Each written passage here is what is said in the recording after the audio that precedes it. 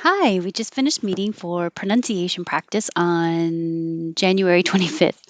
And we started with, did I answer your question correctly? It's a yes no question, so the whole thing's going to go up, up, up. And did I will connect, so it looks like this, sounds like this. And there's an invisible Y because when you say did I, your tongue should go very high and then answer, your tongue goes down. So did I answer? No stopping. Just let your tongue keep moving as you keep making sound, and that Y will just accidentally happen. Did I answer your question correctly? And question, remember to round your lips because it's a KW, que. Did I answer your question correctly? I I don't think I ever say the word midst, so I think that's a little difficult and it is a weird word. You stop the airflow for the D, mid, and then you release it a little bit, let air go over for the S, and then stop it again for the T. Midst, midst. Put'em, the T changes to a D, and you don't have to say the H. So this is H deletion. Put'em, and it's here. Put'em in the midst of 'em. So midst of 'em. This is another like H deletion, but it can happen with the them. Take off the TH and connect the consonant before. And in this case, it looks like OF, but it sounds like UV, of. So you'll hear a V connect, of 'em. Put 'em in the midst of 'em. Put 'em in the midst of 'em. And then that made us think of all of them because this is good connection, which I didn't mark here. All of this gets connected. Um, all of them. All of them. All of them. Which one do you want? All of them. Hung around his neck. We're going to have another H deletion, around is. Just get rid of the H and connect the D to the IS, which really sounds like IZ, is. Hung around.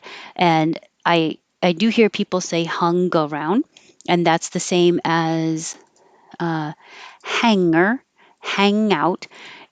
Most of the general English doesn't have the hard g in the middle, hanger. So most general is using hanger. The back of the tongue is going very high and touching the back of the roof of the mouth and kind of sliding back. Hanger. And it makes a nasal sound. So you can tell if you're doing it right if you hear a nasal nga. Hanger. Hang. Your tongue slides back and then curls up for the R. And then it doesn't matter if that NG combination is in the middle of one word or between two words. So hang out will be the same thing. Hang out. Hung around his neck. Hung around his neck. Allow others to be preferred before us. Allow others. This will have a w. Allow others. Keep your lips rounded and it will influence the others. Allow others to be preferred before us. Before us connects. This is a good example of a lot of in a sentence. Allow others to be preferred before us. Uh. Allow others to be preferred before us. Conscious of greatness of unbelief.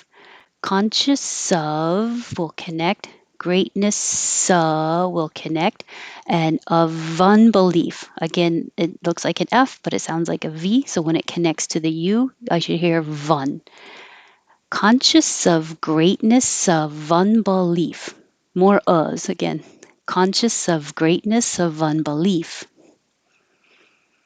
And this was a good example of having a list of items, and it doesn't matter if it's a single word or a number, 1, 2, 3, 1, 2, 3. Or if you have whole sentences, I'm going to the store, and then I'm going to stop by the gym, and then I'll go to the library. In this case, life science, biotech, and diagnostic industry. Da da da, da da da, da da da. If you put each group, each item on a different pitch, it will stand out in the listener's mind as a group. So, what you do in writing with a comma, you do in speaking with different pitch. I see myself as a marketing leader in life science, biotech, and diagnostic industry. Diagnostic. There's a G here, but you don't say the G. Your tongue goes to the G position, diag, and you just stop the airflow and don't release diag.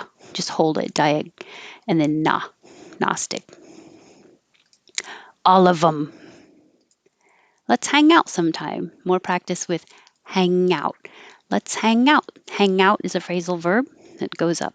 Let's hang out sometime. To sum it up. That's all connected, and the T changes to a D. To sum it up. And if you don't have the it, to sum up. To sum up. It's not up to me. I can see a situation where you might need to emphasize me. It's not up to me. You should talk to the boss. But most of the time, you don't have to. If somebody's asking you a question, you're like, oh, I'm sorry, it's not up to me. It's not up to me. It's not, I said a duh. It's not up to me. It's not up to me. Do you think he'll be better off this team? And in this case, better and off are used as not a phrasal verb.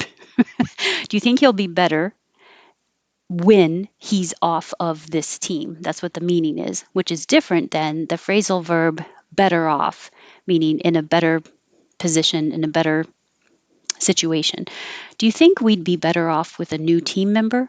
So, better off is used as a group there, but here it's not. We mean for him to be on a different team. Do you think he'll be better off this team? It's a yes no question. Outside is pitch dark. Outside is will connect. Pitch dark. And we talked about how you don't have to have a perfect pitch, because that makes an extra sound. Pitch dark. So you do have to stop the airflow with a pitch. But then instead of releasing it all at once, pitch. Hold your tongue high, pressing against the top of your mouth, and then slowly release it as you keep blowing air, and that will make the sh sound. So I put here, it starts like a CH and it ends like an SH. Pitch. And that way there's no extra sound. Pitch dark. And Rogers. The D and the G make a J, and you do have to stop the airflow. Rogers. The same thing that happens with the voiceless ch and sh happens with the voiced j and zh. So when you say the word page, you don't say page. You just page. As you start releasing your tongue down, the airflow creates the zh noise, page. Mahomes. Mahomes. And we did this one. It's don't know why it's gray, but we were talking about the Oxford comma, and the Oxford comma is the last comma before an and. So if you have this comma before the and, it means that I like tuna salad sandwiches, ham sandwiches, peanut butter sandwiches, and jelly sandwiches. I like tuna salad, ham, peanut butter, and jelly sandwiches. If you take it off, if you remove this comma, now peanut butter and jelly is a group together. So I like tuna salad sandwiches, ham sandwiches, and peanut butter and jelly sandwiches. Yes, we would usually have another and here before the last item. So that's why some people think we don't need a comma there. But I'm a big fan of the Oxford comma. So I think that's it. Did we have words? We had hanger, hang out, and agnostic because it's like diagnostic, the same G in combination. You don't hear the G. Agnostic. Okay, I think that's it. Thank you. And if you weren't here, I hope to see you sometime and have a good weekend.